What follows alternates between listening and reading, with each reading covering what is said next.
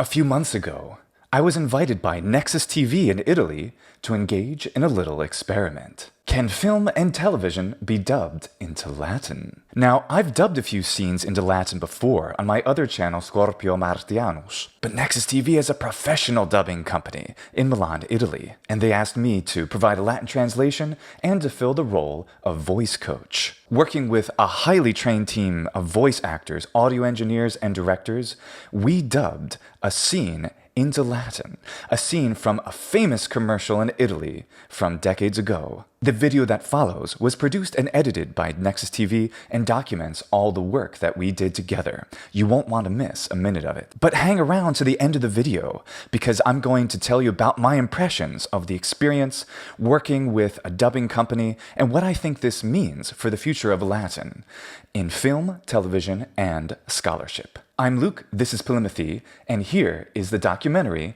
by Nexus TV.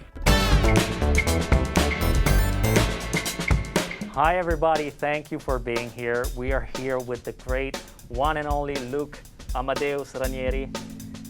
He's a Latin expert. He's agreed to come all the way from the States just to do this fun little experiment. We're gonna try and dub a commercial from the late 70s that it's extremely popular here in Italy, and he's gonna do it in Latin. You have to know this commercial, and we have to thank Pennelli Cinghiale, by the way.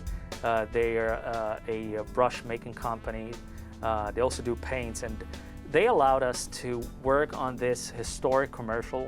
And the crazy thing is that this commercial has been on the air since the late 70s. And at the very center of the commercial is the fact that there's a very simple play on words, big brush, brush big, and we're gonna comment more on that later.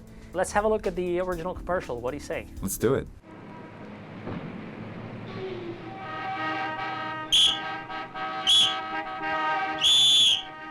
Ma cosa fa con quell'arnese? Ostacola il traffico. Devo dipingere una parete grande, ci vuole il pennello grande. Non ci vuole un pennello grande, ma un grande pennello, cinghiale. Can you briefly summarize what the issue with pronunciations in Latin is all about, and what kind of pronunciation are we going to use for our little fun experiment today? Yeah, well, we're going to use one of the most popular, shall we say, pronunciation systems today, which is the reconstructed classical pronunciation of Latin. And what that means is to choose a pronunciation from a time period when Latin literature was flourishing quite a bit. And usually we use the last century, more or less, of the Republic, the 1st century BC, and the first 2 centuries AD. That's when most of a lot of the great authors that we still imitate as Latin speakers and writers today, that's when they were alive and flourishing, whether from Cicero to Apuleius. So I'm curious, the commercial that we're going to dub in Latin is centered around a play on words that is brush big, big brush. This works perfectly in Italian. In fact, you can say un grande pennello, which means a great brush. Instead of saying un pennello grande means a big brush, just in terms of dimensions. So correct me if I'm wrong, but this pun doesn't work at all in English. No. Were you able to make it work in Latin? Well, it does work in a different way, whereas the word order is where the humor exists in the original Italian version. The Latin word magnus means great or big in the same way. And because of that, so for example, it could be magnus, it could be, I don't know, Mons Magnus Est, it's a big mountain, whatever it is. But it could also be, for example, Pompeius Magnus, Pompey the Great. But in Latin, word order is not very important, and it doesn't have a big impact on the meaning either way. So it'd be a little bit like something we do have in English, where there's an Australian joke where they say, oh, that's a knife. That's a knife. So that's not a knife, that's a knife. But of course, they're both knives. But it's just saying the same word again, and that is what gives a feeling of, oh, that's not a knife, that's a knife. They're both knives, and that's the idea. So it can work, but it's not word order based at all in Latin. Can you say something auspicious to them to encourage them to do well in Latin? O amici histriones vocis, equidem hortor ex hortorque vos, ut providibus conemini propteria quod vos estis Itali, atque ego procerto habeo, vos potestis hanc recitationem verbene facere. Debe opingere parietem magnum est opus peniclo magno. È bello, nella pronuncia, perché oggi usiamo la pronuncia restituta, ossia classica del latino del primo secolo a.C., in cui la G era solo una GH. Fingere, perfetto. E un'altra cosa, non è fatto, però è possibile che si può fare, opus, non diciamo opus, ma solo opus. Opus peniclo. Come peniclo, opus peniclo. Peniclo? Sì, no, come se fosse SP, come non so. Sì, opus peniclo. Bravo. Con l'accento sulla prima E, peniclo o peniclo? Ah, peniclo. Ah, ecco. Sì, peniclo. Bene, proviamo? Quando vuoi. Debe opingere parietem magnum est... Ok. Visto che l'ho sbagliata? Debe opingere parietem magnum est opus peniclo magno. Stendo un pelino? Vai. Debe opingere parietem Debe opingere parietem magnum est opus peniclo magno. Brevi est bene, semper even magnum est opus peniclo magno. Sì, bello. Allora risistemiamo meglio o va bene? La V è W come Ewenit. Ewenit, ok. bravo, Ewenit. Brevi est bene, semper ewenit, si peniclis cinghiale. Sì, c'è stato una, invece di tipo mazzo o zio, Ewenit, e poi psic. Brevi est bene, semper ewenit, si peniclis cinghiale. Bene, sentiamolo. Brevi est bene, semper ewenit, si peniclis cinghiale. Perfetto, impari molto velocemente, signore. Nonostante l'età, volevi dire. Cinghiale, nota magna perfectionis ad pingendum, de albandum, colorandum, ut ipse facias et semper peniculus notae cinghiale tibia auxilio. Hai detto pingendum invece di pingendum. Ti sei accorto? Volevo vedere se eri attento. Ti sei accorto? No est opus penicio magno, sed magno penicio. Peniclo. Peniclo. Bene, peniclo. Cinghiale. Brevi est bene, semper evenit, si peniclis cinghiales. Proviamo, io direi di dare un senso a questa vita. Ti ringrazio tantissimo. A te. Bene, grazie a voi. Ci provo. Sed quidam facil, penisco magno, la dico in italiano. No est opus peniclo magno, est magno peniclo, cinghiale. Invece di... hai detto est magno, No est opus peniclo... sed magno. Sed quidam facis isto apparato, obstas come atui. Non est opus peniclo magno, sed magno peniclo, cinghiale. Semper evenit, si peniclis cinghiale. Sì, però est bene. Brevi est bene, semper evenit, si peniclis cinghiale. Evenit. Si peniclis. Brevi est bene, semper evenit, si peniclis cinghiale. La piccola vocale che hai aggiunto dopo la T di evenit, poi hai detto evenit sì, ma invece facciamo come zio, mazzo, evenit sì. Evenit sì. Ah, bello, evenit sì. Semper evenit si cinghiale. Brevi est bene, semper evenit, si peniclis cinghiale. Ce l'ho là. Perfetto, no, scusa. Ma la Z. Brevi est bene, semper evenit, si peniclis cinghiale.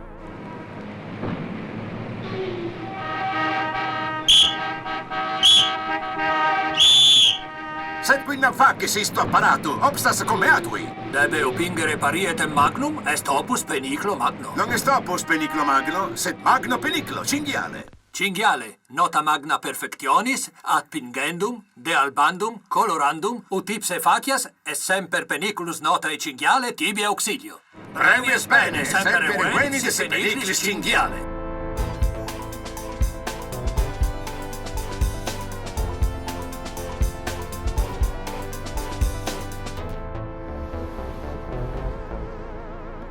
What an extraordinary experience that was. So many thanks to Mattia Fioravanti for having invited me and to the whole company of Nexus TV, because that was just really, really cool. I was overwhelmed by the professionalism of everybody. This is something that they do every day. In particular, I gained an appreciation for the art of doppiaggio in Italy. Doppiare, to dub, is a very important part of Italian culture. Now, if we think about it in, say, Anglophone culture, we have an enormous amount of media, cinema, television, you name it, and of course, it's originally in the English language. But in certain countries like Italy, it's been traditional for decades to dub everything out of the English-speaking world, such as Hollywood films, into Italian. Now, that probably seems strange because in English-speaking countries, we usually don't dub anything. We even like to watch anime in Japanese with subtitles. And other foreign films from Italy, we usually listen to in the original language. And so, like a lot of other native English speakers, I didn't have a necessarily positive impression of what doppiaggio really could be, since it seems like, well, why don't you just listen to it in the original language with subtitles? That's what we do with foreign films. But I hadn't experienced firsthand the artistry that goes into this. And having seen film dubbed into different languages, I think it's true what they say, that the dubbing that's done in Italy is probably some of the best in the entire world. Great attention goes into crafting a translation which fits the lip movements, and then the voice actors and the editors do everything they can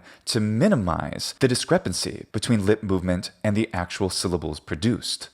And moreover, Italian voice actors go to great pains to imitate the original voices of the film as they can. In fact, we saw that with this very commercial. These two voice actors did a splendid job of imitating the original actors from the old commercial. This experience has led me to watch shows that I'm familiar with dubbed into Italian in order to improve my Italian proficiency. Because now I can appreciate the art of dubbing, and I don't have the rigid mindset I had against it as I once did, which I think is true for most native English speakers. And that's what leads into what I think is really profound about this. If we can persuade media companies to have us dub programs into Latin, this will be a tremendous opportunity. The Latin language is this amazing chain which connects us from the distant past and will connect us further into the future, because it's a language that doesn't change. And yet people still speak it today. And in order to get really good at Latin, we need to learn how to express ourselves a little bit. We don't need to speak perfectly, but to get input, to be able to hear Latin spoken, especially if it's in some of our favorite programs, well, that's an incredible opportunity for all of the education of Latin. Nexus TV definitely demonstrated itself capable of doing it. Using Italian voice actors is an inherently good choice because the phonology of Italian is incredibly close to the phonology of classical Latin. There are some obvious differences. See these videos in order to learn a bit more about those differences between classical Latin pronunciation and the traditional Italian ecclesiastical pronunciation. But the phonology of Italian, as well as certain aspects of it which are much harder to define, like oral posture and intonation, are definitely more similar in the voice of native Italians as well as other Romance speakers such as Spaniards, and thus provides an excellent starting point. When Italians speak Latin, who haven't had a lot of phonetic training, they usually have a number of errors. One is that they won't observe phonemic vowel length, and the other is that if words end in a consonant, they'll often add a schwa sound. For example, we heard the one voice actor say opusa peniclo, that schwa sound, but I was startled by how little voice coaching it took to get him to change this usually fundamental bad habit of Italians when they speak Latin. I told him to think of it as one word, like the SP in specchio, and so he said opus peniclo instead of opusa peniclo. And that, along with the effective learning of the vowel lengths, which they did really quickly, almost entirely reduced every aspect of their pronunciation, which was Italian and not Latin. If you liked the results of this experiment, definitely consider encouraging companies that own a lot of this media, especially streaming media, to consider dubbing programs into Latin. We have the skills to do it. It can be done.